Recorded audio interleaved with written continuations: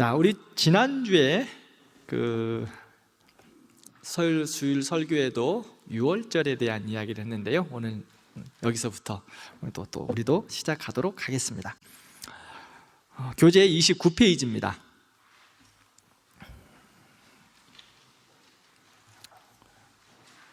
교재의 29페이지 유월절. 내가 그 피를 볼 때에 너희를 넘어가리니 라고 말씀합니다. 이제 하나님이 모세를 세워서 애굽으로 이스라엘 백성들을 구원케 하셨죠. 그런데 바로가 말을 잘 듣지 않아요. 10가지 재앙을 내렸습니다. 10가지 재앙의 목적을 제가 거의 설교 시간마다 이야기했는데 첫 번째가 뭐였어요? 그렇죠, 이스라엘 백성들의 구원. 그 다음에 두 번째는 하나님이 누구신지를 알게 하는 것. 그래서 하나님께서 재앙을 통하여서 도장 깨게 하신 거예요. 도장 깨게 하시면서 하나님이 누구신지를 알게 하셨어요. 그리고 이스라엘 백성들을 그곳에서 구원케 하신 거예요. 그게 두 가지 이유가 있어요. 하나님이 누구신지 알게 하는 거, 이스라엘의 구원. 10가지 재앙은 우리가 알다시피 하나도 의미 없는 것이 없이 하나님께서 꼭 필요에 따라서 하셨어요. 즉 이제 그것은 애굽에만 내린 재앙은 아니에요. 애굽에만 하나님이 누구신지를 알게 하는 것이 아니라 그것을 보면서 이스라엘 백성들도 누구를 알게 됐어요? 하나님을 알게 되는 거예요. 즉 400년 동안 애굽에서 이제 이스라엘을 떠나서 애굽에서 살았거든요. 처음에는 요셉을 통하여서 좀 좋은 평안한 삶을 살기도 했어요. 그래서 선조들에게 들었던 그 유대의 그 교육 방법을 통해서 이스라엘이 누구인지, 하나님이 누구신지를 알아갔다는 거예요. 그런데 시간이 지나갈수록 희미해져요. 그리고 노예적인 삶을 살다가 보니까 하나님이 누구신지 그들도 잃어버렸어요. 하나님의 백성이 하나님이 누구신지를 잃어버렸다고요. 그래서 하나님께서 이스라엘 백성들을 구원하시고 가나안으로 인도하시기 전에 애굽에 도장 깨게 하실 뿐만 아니라 이스라엘 백성들도 도장 깨게 하신 거예요. 그들에게도 하나님이 누구신지를 알게 하는 거예요. 너희들을 부르신 하나님이 누구신지를 알게 하는 거예요.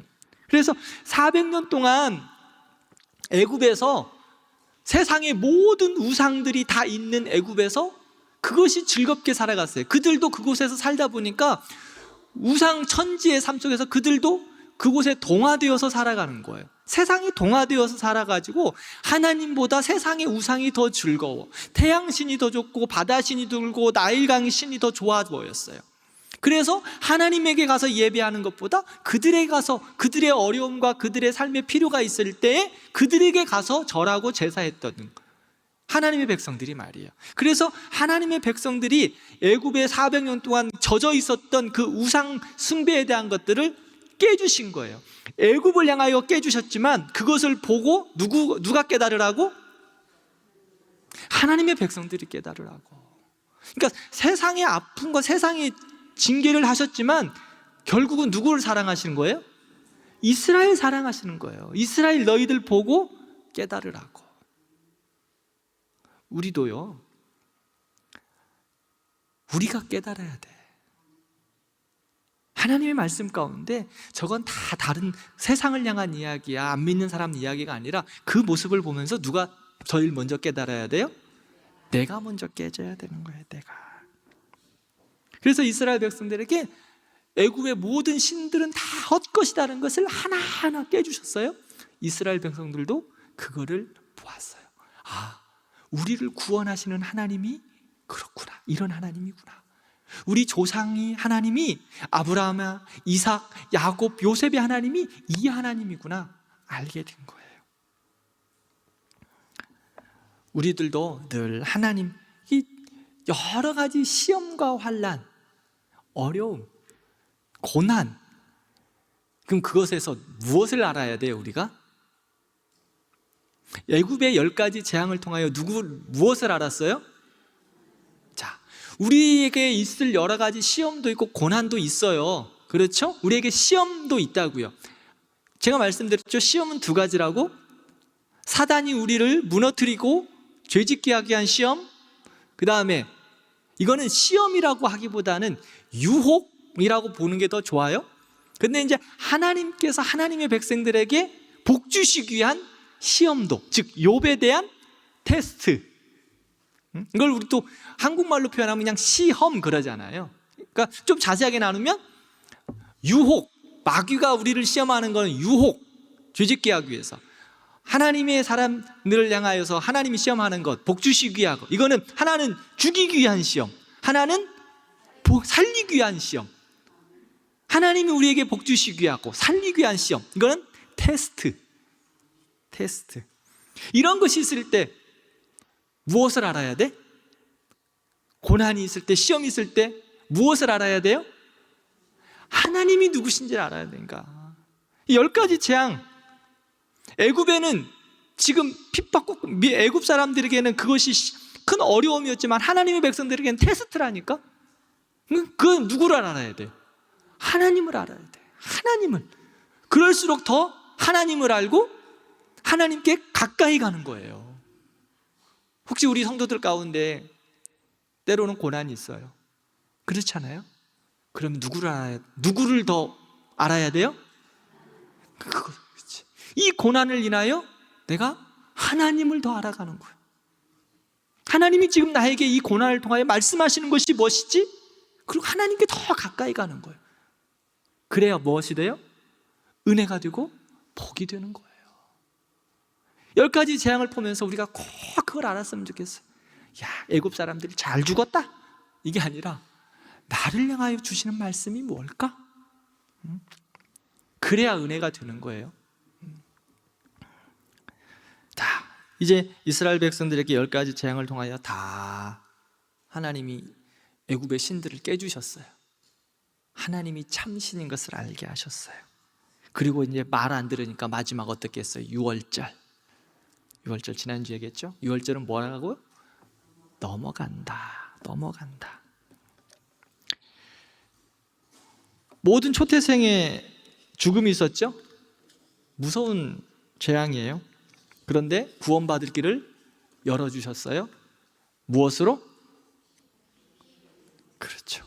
어린 양의 피. 그냥 피가 아니에요. 그냥 피가.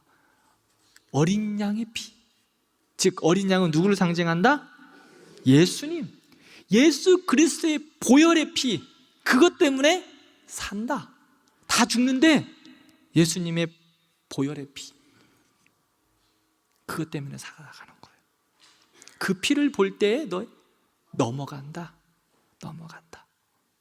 지난주 설교에 넘어간다. 뭘 보고 넘어간다? 그래요. 그 피를 보고 넘어간다. 문설주와 임방에 바른 그 피를 보고 넘어가는 거예요.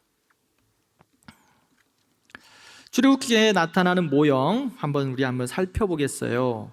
29페이지 이 B, 출애굽기에 나타나는 모형 있죠? 이게 무엇을 의미하는가를 다시 한번 확인했으면 좋겠어요. 애굽 있죠? 애굽 한번 읽어보겠습니다. 시작. 하나님의 백성을 대적하며 그들을 속박 아래 두려고 하는 세상 제도에 대한 모형이다. 애굽은 하나님을 대적하는 세상을 말해요. 그 다음에 바로 사탄의 모형이며 이 세상의 신으로 자기를 예배하고 하나님을 거부할 것을 요구하며 하나님의 백성을 노예화하려고 생각한다. 바로는 지금 사탄의 모형이에요. 자기의 우상화, 내가 주인 삼는 것, 내가 주인 되는 것 정말 조심해야 돼. 내가 하는 것 하나님이 가장 싫어하는 거예요. 내 생각이 맞고 내 뜻이 맞고 내 신앙이 맞고 내 주장이 맞고 다 내가 주인 되는 거 하나님이 싫어한다니까. 가장 싫어하는 거예요. 내가 주인 되는 건 내가 왕이거든요. 하나님이 왕인데 내가 왕처럼 살아가는 거.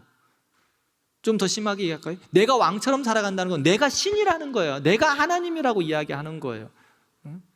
근데 나도 모르는 사이에 여러분들 내가 하나님이 됐다고 여러분들 생각하시는 경우 없어요? 큰일 날 것 같죠?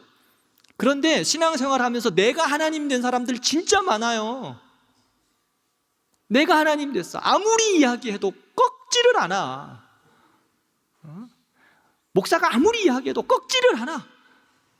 조상 때부터 내려온 자기 신앙, 바른 신앙이죠. 있어요. 그러나 성령으로 역사하는 그 모습 속에서 아니다라고 말씀을 드려도 끝까지 우겨. 그건 뭐예요? 내가 하나님이야. 성경 말씀을 들이대도 아, 그렇군요. 근데 말은 또 다르게 해. 왜? 자기가 하나님이야. 자기 고집, 자기 생각 절대 변하지 않아. 어떻게 되는 거예요? 내가 하나님이라니까? 하나님보다 더 높이 있어. 여러분들과 저도 마찬가지예요. 저도 조심해야 돼요. 여러분들도 마찬가지예요. 내가 하나님 되면 하나님 가장 싫어해요. 내가 하나님 된 거야. 큰일 것 같죠? 내가 주인 됐다고 하니까 조금 마음이 편한데 돌이켜보세요. 내가 하나님 된 거야. 내가 주인 된 거니까 정말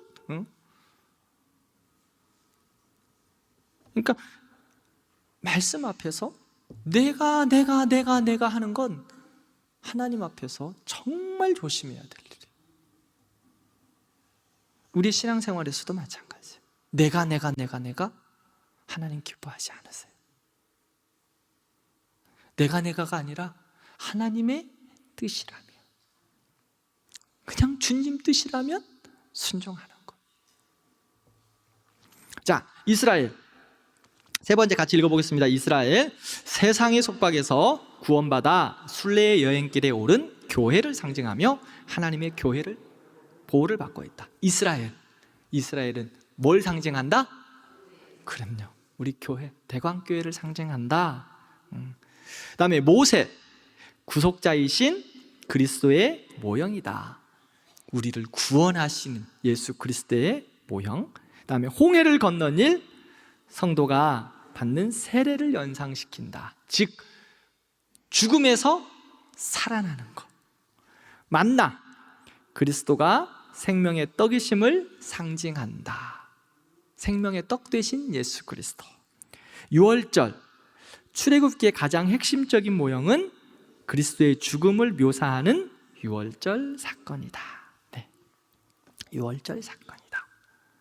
그래서 이제 출애굽기에 나타난 여러분들 여러 그 모형들에 대해서 그것을 알고 계시면 훨씬 성경을 읽으시고 또 설교 말씀을 들을 때도 도움이 되실 거예요. 뭐 이미 알고 계셨을 것 같은데, 유월절과 그리스도의 죽음은 여러분들 한번 집에 가서 한번 읽어보시면 좋을 것 같습니다. 큰 비교는 유월절 어린 양이 예수 그리스도이다. 그래서 그 피를 보고 넘어간다. 그 피의 안에 들어있는 자는 누구든지 산다. 제가 지난 주일날 설교 시간에 그랬죠? 도둑놈도, 살인자도, 강도도, 나쁜 놈들도 그 피 안에만 있으면 어떻게 된다? 산다. 살아요. 우리의 죄의 모습은 하나님 보실 때 다 도토리 키재기야. 저놈은 상 나쁜 놈, 상 죽일 놈 했어도 우리도 똑같거든. 우리 안에 있는 모습이 똑같거든. 하나님 볼 때는 똑같거든. 똑같은 뭐예요? 어이구, 잘 아시네. 똑같은 죄인이에요. 죄인임을 믿음으로 고백하면서 구원의 시작인 거예요. 그러니까 여러분들과 저는 우리가 죄인입니다. 그렇죠. 근데 세상은 죄인이라고 이야기하잖아. 내가 뭐가 죄인인데? 응? 내가 뭐가 나같이 의로운 사람, 나는 이 정도면 깨끗해. 근데 하나님 보실 때는 다 죄. 그러니까 우리가 다른 사람을 향하여 구원받지 못할 사람은 한 명도 없다. 우리 눈에 볼 때 구원받지 못할 사람은 한 명도 없어요. 아까 내가 구역장 몸에 이야기했지만, 아유 진짜 저 인간은 예수 안 믿었으면 좋겠다. 왜? 응? 저 사람 왜 교회 왔어? 우리 교회 좀 다른 교회 가라 좀. 응? 있을 수 있어요. 그거는 뭐다? 내가 하나님 된 거다. 응? 내가 하나님 된 거예요. 내가 하나님 된 거. 자꾸 누구든지 예수 안에 있으면 새로운 피조물 된 거예요. 예수 안에 있으면 돼. 더 이상 말할 것도 없어요. 하늘에 올라가, 제가 그 예를 한번 들어요. 하늘에 올라가면 올라갈수록 땅의 것은 어떻게 보여요? 작게 보여요. 더 올라가면 올라갈수록 어떻게 해요? 거의 점이야, 점. 대궐, 청와대처럼 그렇게 큰 대궐도 올라가면 올라갈수록 점이에요, 점. 똑같아. 하나님 볼 때는 누구다? 죄인이다. 어느 누구도 구원받지 못할 백성 아무도 없어요. 그러기에 우리는 입을 열어서 뭘 전해야 돼요? 복음을 전하는 거예요. 예수님 전해야지. 그래야 예수 안에 들어오면, 예수 보혈의 피로 씻음 받으면 구원이에요. 그게 바로 유월절입니다. 넘어간다. 보혈의 피를 보고 넘어가는 거예요. 그래서 우리 새생명 축제 앞두고 있죠? 열심히 주의 복음을 전하세요. 복음을, 예수님을 전하는 거예요. 예수님. 그래서 그들도 예수 안에서 구원받아야죠. 그것은 하나님이 하실 일이니까 우리는 열심을 다하여 주의 복음을 전하는 것. 우리는 몰라 누가 구원받을지. 또 죽을 죄인들도 누가 구원받을지 모르지만 복음을 전하는 것. 그 다음에 30페이지 보겠습니다. C 보면 유월절의 피는 그리스도의 모형이다. 그 다음에 D 보면 누가 구원을 받았는가? 예수 그리스도의 보혈의 피 가운데 있는 사람이 구원을 받는다. 지금 계속해서 이 말씀을 드렸습니다. 그 다음에 이제 홍해를 건너갑니다. 이스라엘 백성들이 출애굽해서 첫 번째 만나는 시험이었죠. 홍해. 근데 이스라엘 백성들의 이제 하나님께서 어떻게 인도하셨어요? 네, 출애굽을 하고 나서 홍해의 광야길로 인도하셨어요. 광야길로. 일반적으로 애굽에서 가나안으로 가는 길은 지중해 해안선을 따라 짧게 갈 수 있었어요. 뭐 비아 마리스라고 하는 그 당시에 그 해안선 도로였는데 하나님께서 이스라엘 백성들을 그 길로 인도하지 않으셨어요. 왜 그랬을까요? 그 길로 인도하지 않고 광야길로 처음에 인도하셨거든요. 왜 그랬을까? 출애굽기 13장 17절 말씀을 보면요, 광야길로 인도했을 때 그 해안길로 인도했을 때 블레셋과의 그러한 전쟁이 있을까봐, 세상과의 부딪힘이 있으면 다시 애굽으로 돌아갈까봐, 아휴 못하겠다, 나 못 가겠다 하고 돌아갈까봐 하나님께서 조금은 힘이 들지만 돌아가는 길을 택하셔서 광야길로 인도하셨어요. 그런데 그 광야길로 인도하셨는데 하나님이 그 길에 어떻게 인도하셨어요? 그렇죠. 하나님의 백성들을 이제 구름기둥과 불기둥으로 인도하십니다. 구름기둥과 불기둥, 따뜻한 불기둥, 시원한 구름기둥으로 때에 맞게 하나님께서 인도하셨어요.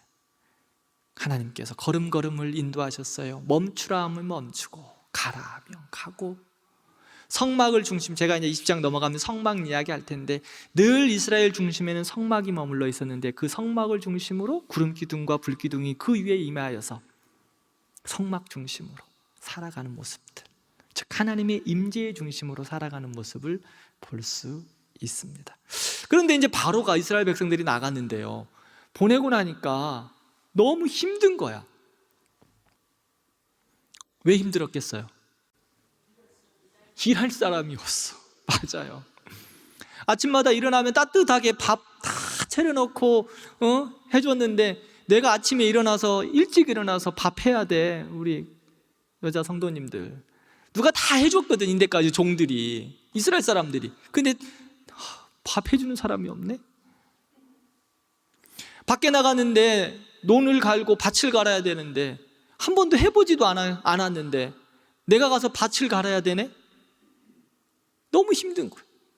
그래서 다시 안 되겠다, 잡아와야 되겠다 하고 바로와 애굽 군대가 이스라엘을 쫓아갑니다.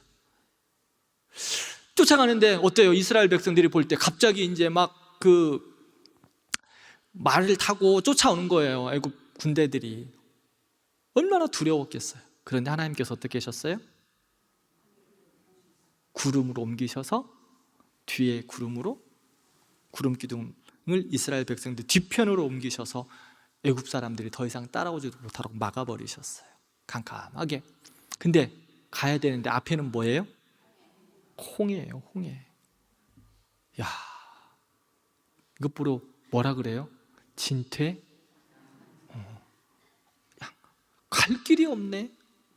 앞에는 홍해, 뒤에는 애굽 군대들이 쫓아오고 있어요. 잠시 하나님이 좀 막아주셨는데 도망갈 방법이 없어. 이쪽으로 가면 해안선 따라가지고 죽게 생겼고, 밖으로 돌아가도 이쪽에서 또 돌아올 것 같고, 이제 홍해로만 건너가야 되는데 어떻게 했어요? 하나님이 홍해의 길을 여셨어요. 지팡이를 들고 기도할 때 하나님이 홍해 길을 여셨어요. 홍해 길을 어떻게 여셨어요? 큰 동풍이 밤새도록 불어서 바닷물이 올라가서 기둥이 되었다고 성경은 말해요. 그 모세의 영화를 보면 쉽게 참 잘 만들어 놓은 것 같아, 그죠? 참 잘 그냥 어떻게 그 당시 그렇게 영화를 이렇게 만들었을까? 한번 기회가 되시면 한번 보세요. 그렇게 만들어 놓으셨어요. 그리고 이스라엘 백성 어떻게 마른 땅을 건너갔어요. 마른 땅. 질퍽거리지도 않아. 진도에 가면 바닷길 열리는 거 있죠. 강화도에 가면 그 바닷길 열리는 거 있더라고요. 모세의 기적 해가지고 근데 저도 한번 가봤거든요. 물이 다 말랐을까요? 얼마나 질퍽거리는지. 장화 신고 가지 않으면 힘들어요. 근데 성경은 홍해의 길은 마른 땅이다 라고 말하고 있어요. 근데 어떤 사람들은요, 홍해 그 바다를 그 당시 홍해라는 그 뜻이 갈대바다라는 뜻이거든요. 갈대바다라는 뜻이 있어요. 근데 그래서 물이 발목까지 찬, 즉 갈대 숲풀이 넘실거리는 그 정도의 물길이었을 것이다 라고 이야기를 해요. 발목이나 무릎까지 찬 홍해바다였다. 그래서 홍해의 기적을 부인합니다. 그냥 사람들이 건너갈 수 있는 길이었어. 이스라엘 백성들이 그냥 그래서 건너갔는데 그거를 마른 땅을 건너갔다고 다 거짓말이야, 소설이야 라고 이야기해요.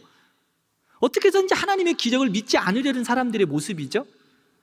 죽어도 안 믿어요, 세상은 하나님의 기적들을. 근데 우리는 어때요? 은혜로 믿는 거예요. 자, 얕은 그들 말처럼 이렇게 한번 생각해 볼게요. 그럼 얕은 물가에 발목까지 찬 길이었다 생각합시다. 이스라엘 백성들이 그래요, 그냥 발목까지 찼는데 마른 땅이라고 이야기하고 건너갔어요. 그렇다면 홍해는 어떨까요? 홍해 바다의 기적은 더 큰 기적이에요. 왜 그런지 아십니까? 그렇죠. 애굽 사람들이 그러면 접신물에 코 박고 다 죽은 거야. 홍해 바다가 이스라엘 백성들이 다 건너가고 나서 하나님께서 다시 홍해의 물을 합으셨어요. 그래서 그 모든 물에 수장되어 죽었거든요. 애굽 사람들, 애굽 군대가 다 죽었어요. 그래서 이 이후에 애굽은요, 제국의 경쟁에서 밀려납니다. 애굽의 역사학자들도 여기서 고백하고 있어요. 그 죽음으로 인해서 애굽은 힘을 잃어버려요. 왜? 군사들이 다 죽어버렸으니까 힘을 잃어버려요. 그래서 이제 약소국으로 변합니다. 계속해서 애굽은 밀려나는 거예요. 자, 홍해에 애굽 군대가 다 죽은 거예요. 이스라엘 백성들을 하나님께서 이 발목에 차는 발목 정도 왔다고 생각해봐요. 그럼 그 정도에 건너게 하셨어요. 어떻게든지 기적이 아니었다라고 이야기할 수 있어요. 그러면 애굽 백성들과 애굽 군대들은 그 죽은 건 하나님이 그 얕은 물에 그 애굽의 전차들을 다 빠져서 죽게 했다니까? 더 큰 기적 아닌가요? 응? 하나님의 백성들이 애굽을 그 홍해를 건너간 것이 기적이 아니다고 한들 애굽 군대가 전차들이 그곳에 다 빠져 죽었어. 그러니까 쉬운 말로 접시물에 코 박고 다 죽은 거예요. 사람만 죽은 게 아니라 애굽의 전차들도, 말도. 여러분, 말이 얼마나 힘세요. 죽으려고 하겠어요, 안 하겠어요? 어떻게든지 말들은 살려고 그럴 거 아니야. 그런데 홍해에 죽었어요. 그럼 어떻게 했을까? 그 접시바닥, 말의 키 높이면 어떻게 발목이나 닿았을까? 발쪽, 무릎이나? 그런데 그곳에 다 말들도 나도 이 접시물에 코 박고 죽어야 됩니다 하고 코 박고 죽었다는 거예요. 더 큰 기적 아닐까요? 그러니까 하나님의 기적은요, 믿음으로 보는 거예요. 그리고 하나님의 역사 가운데 이루심을 믿음으로 받는 거예요. 무조건 아니라고 보기 시작하면 또 다른 하나님의 기적도 계속해서 부인하게 되는 거예요. 그러니까 애굽은 하나님에 대해서 모르는 거예요. 지금도 10가지 재앙을 통해서도 몰라요. 그래서 마지막까지 왔어요. 그래서 홍해에서 어떻게 했어요? 하나님께서 깨끗하게 정리해버렸어요. 하나, 둘, 셋, 넷, 다섯, 여섯, 일곱, 여덟, 아홉, 10가지 재앙을 내려주셨음에도 불구하고 하나님에 대해서 애굽이 자꾸 모르는 거예요. 알았다가 잊어버리고 알았다가 잊어버리고 자꾸 인정하고 싶지 않은 거예요. 그리고 10가지 재앙에서 끝났는데 또 다시 쫓아와. 그러니까 안 되겠다 싶으니까 하나님께서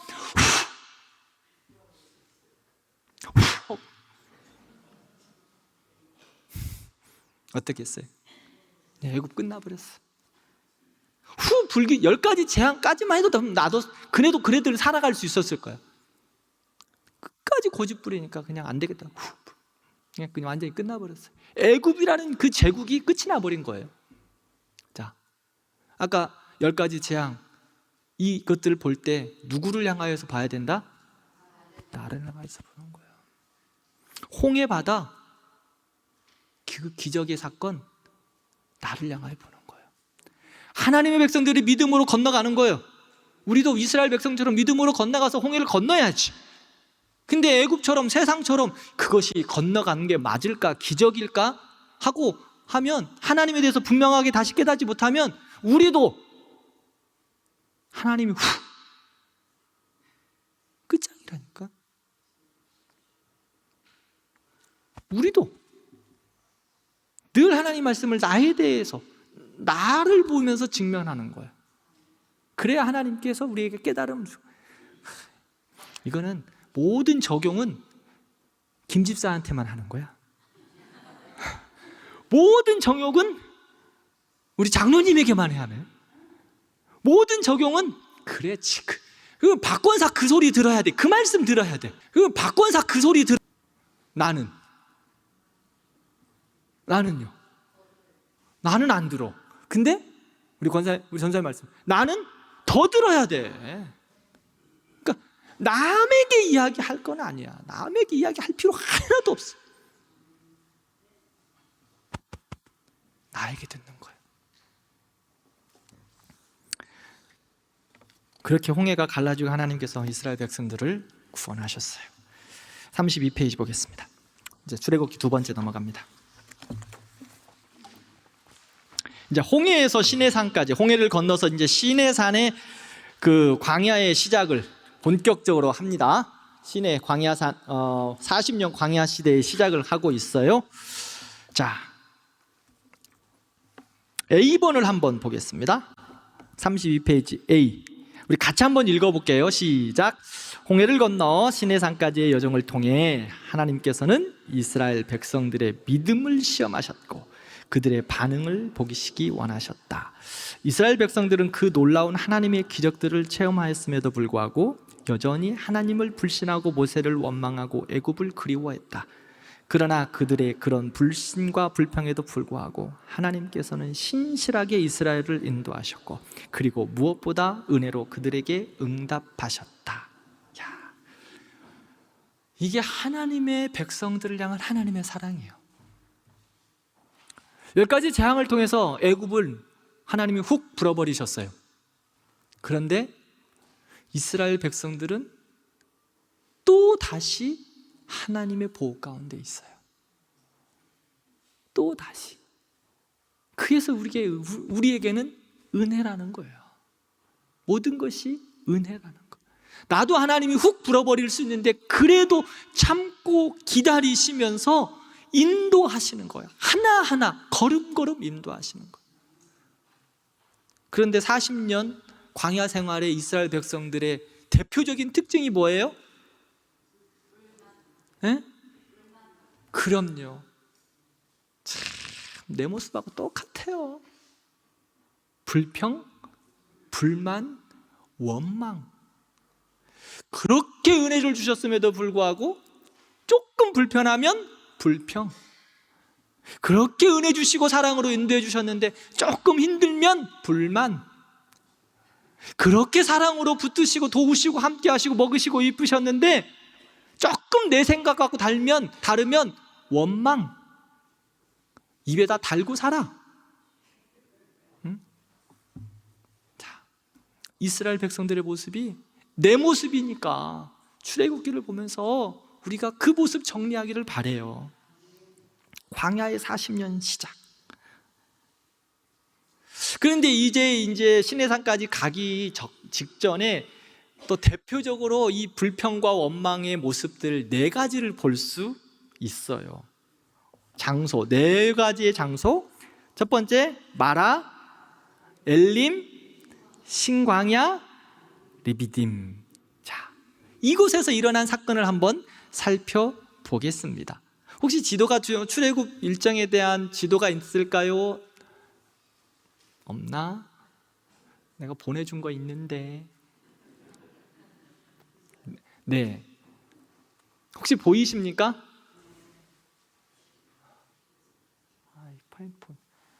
쭉 보면 여러분들 마라 보여요? 마라? 네. 시내 반도 밑에 네. 마라, 엘림, 신광야, 르비딤, 그 다음에 어디까지 와요? 밑에?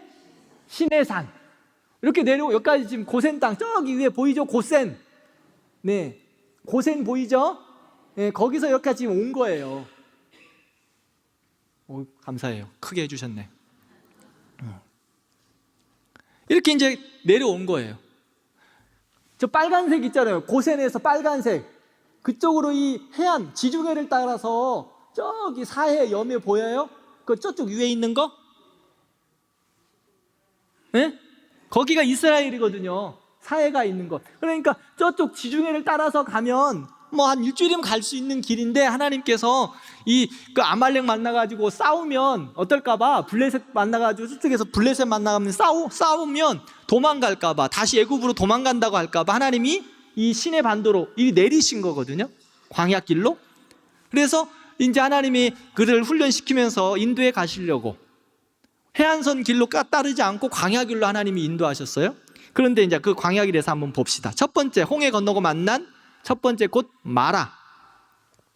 출애굽 후 이제 그 3일 정도 지났어요. 홍해를 건너 한 3일 정도. 야, 하나님이 놀라운 기적을 경험했잖아요. 그죠?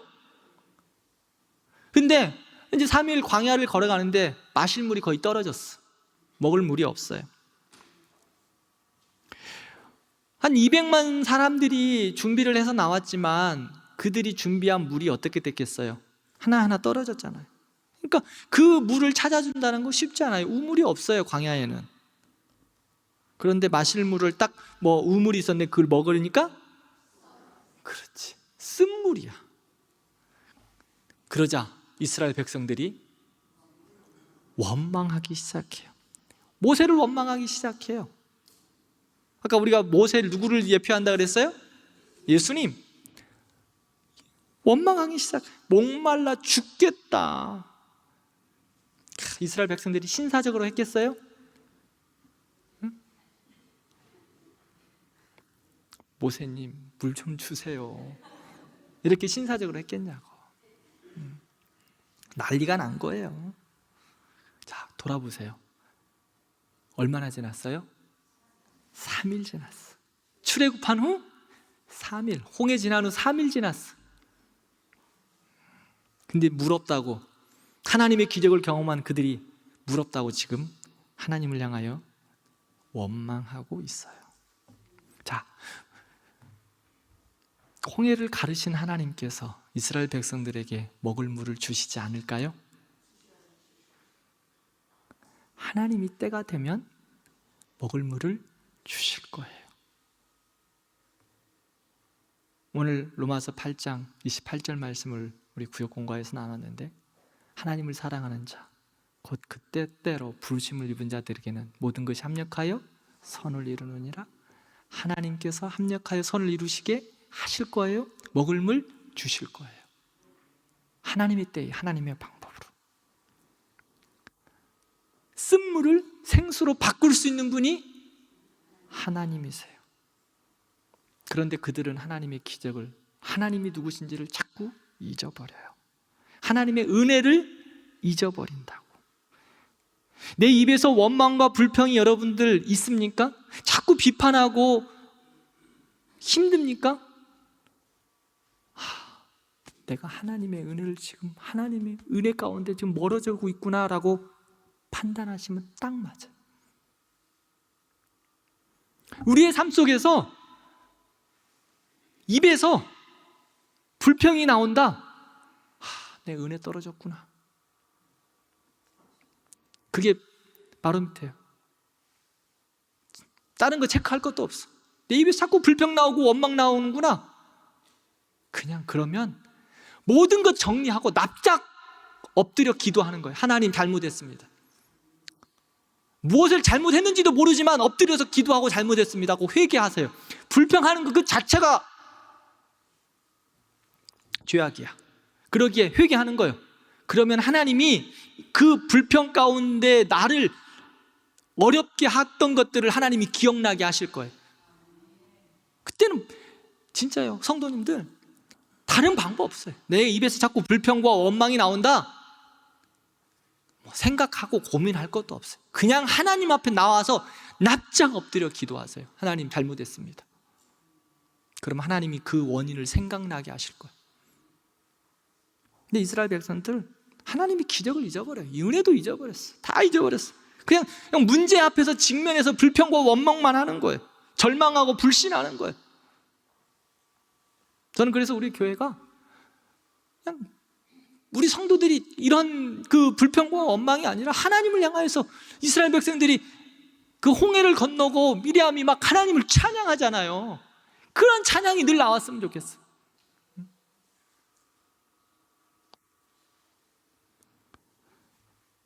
그런데요, 또 문제가 오니까, 원망이 생기니까 이스라엘 백성들이 무엇을 찾아요? 애굽을 찾아. 애굽을.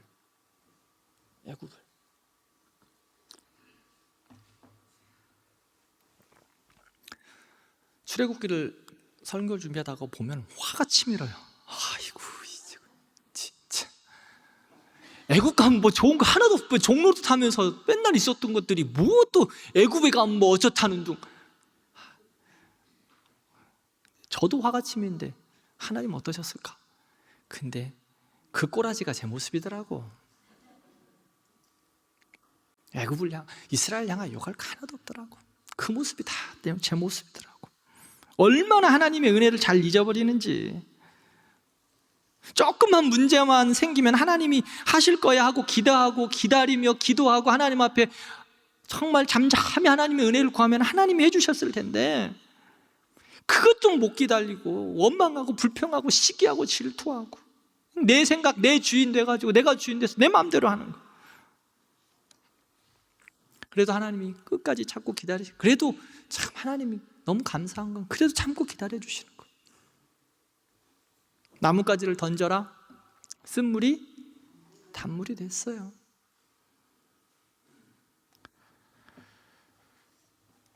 그리고 말씀하십니다. 치료하는 여호와 라파의 은혜를 이스라엘에게 선물로 주시네요. 이야, 참 하나님은 진짜, 하나님의 그 사랑은 바다처럼 헤아릴 수 없이 더 넓어요. 저 같으면 진짜 두드려 패가지고 뭘 쓴물을 단물로 왜 바꿔? 거기에다가 더 쓰게 해줄 것 같아. 고생해봐라 이놈들. 그렇게 내가 사랑으로 베풀어 줬건만. 근데 하나님은 단물로 바꾸시고 치료하는 하나님, 여호와 라파의 은혜를 주시더라고. 두 번째, 엘림, 불, 샘물을 만났어요. 종려나무, 여름가루, 사막의 오아시스를 만났어요. 자, 돌아보세요. 마라에서 까불지 않고 조금만 더 내려갔으면 뭘 만나? 엘림, 사막의 오아시스를 만났을 텐데 얼마나 창피했을까? 얼마나 창피해. 하나님 앞에 얼마나 부끄러워. 하나님한테 원망, 질투, 시기 막 쏟아붓고, 하나님 그래도 물 주셨어요? 근데 조금 더 내려와 보니까 뭐가 있어? 이야, 오아시스가 있네. 얼마나 창피해. 하나님 앞에 얼마나 부끄러워요. 하나님의 때를 기다리면서 조금만 참으면 됐을 텐데 다 쏟아냈잖아 벌써. 하나님이 엘림에서, 하나님의 시간이 있었어요. 마라에서가 아니라 엘림에서 하나님이 쉬게 하시려고, 하나님이 마스터 플랜이 쫙 이스라엘 백성들의 광야 가운데 있는데 그거를 기다리지 못하는 거야. 엘림, 조금만 하나님의 계획은 엘림이었거든. 그곳에 오면은 먹을 물도 있고 안식도 있고 쉼도 있고.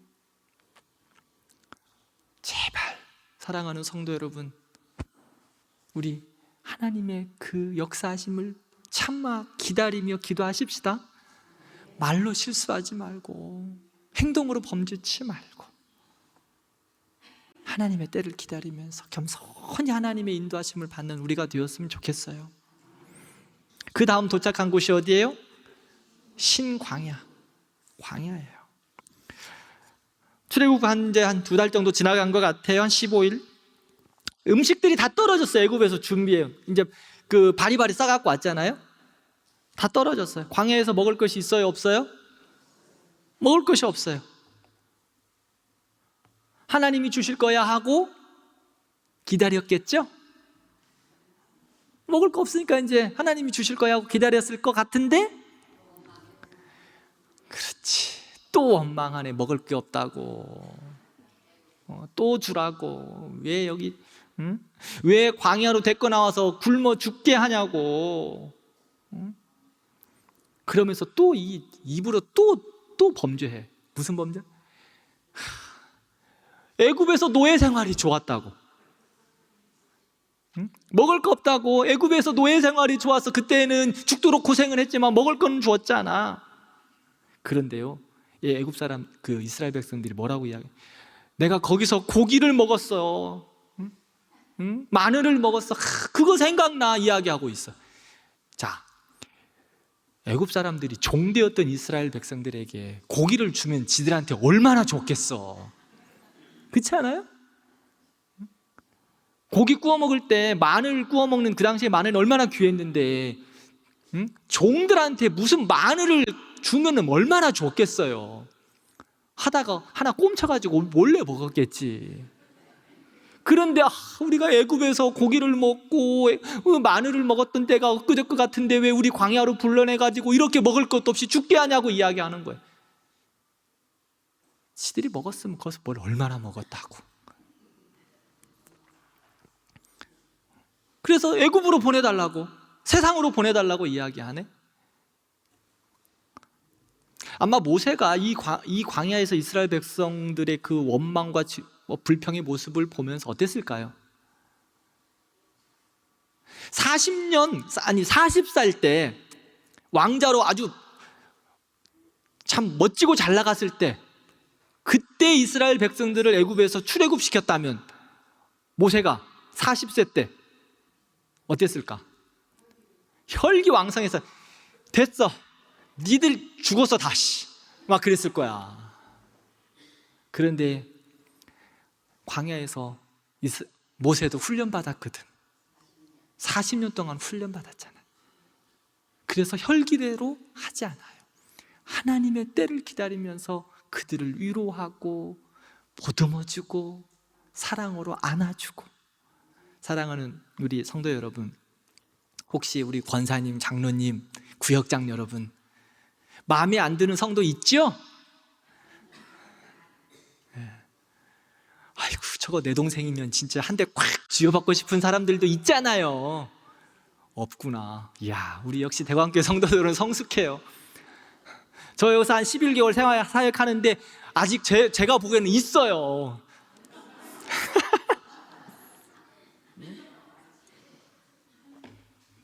있어 보여, 제 눈에는. 그래서 그냥 솔직히 한 대 가서 때려주고 싶은 때도 있어요. 근데 어떻게 해요? 어떻게 해야 돼요? 그렇지. 저만 그렇게 해야 돼요? 응? 여러분도 그랬잖아. 사랑으로 해야 된다고 그랬잖아. 응? 목사만 다. 먼저 믿는 자들, 먼저 된 자들, 하나님의 부르신 가운데 먼저 된 자들이 그렇게 하라는 거예요. 저도 해야죠. 저도 무릎으로, 사랑으로 저도 끝까지 한번 감당해 볼게요. 여러분들도 하셔야 돼요. 여러분도, 우리 장로님들도, 우리 권사님들도, 구역장들도, 그리고 한 번이라도 예수 먼저 믿은 자들이 먼저 감당하는 거예요. 먼저 엎드리는 거예요. 먼저 수고하는 거예요. 먼저 사랑으로 감당하는 거예요. 마음에 안 들죠? 그러면 사랑으로 감싸주는 거예요. 속이 터지죠? 그냥 밥 사주세요.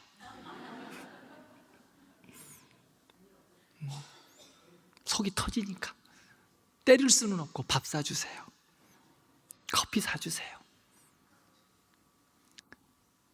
우리 쉴만한 물가에 가서 맛있는 커피도 사주시고 따뜻한 차도 사주시고. 그렇다고 이제 쉴만한 물가에 가서 커피 사주고 다 사주면 내가 너 당신 마음에 안 드는 사람이야 이런 거 생각하면 안 돼요. 사랑으로 베풀라고. 그런데 하나님께서 어떻게 하셨어요? 기다리시면서. 제가 왜 밥 사주라 그랬느냐? 하나님이 어떻게 하셨어요?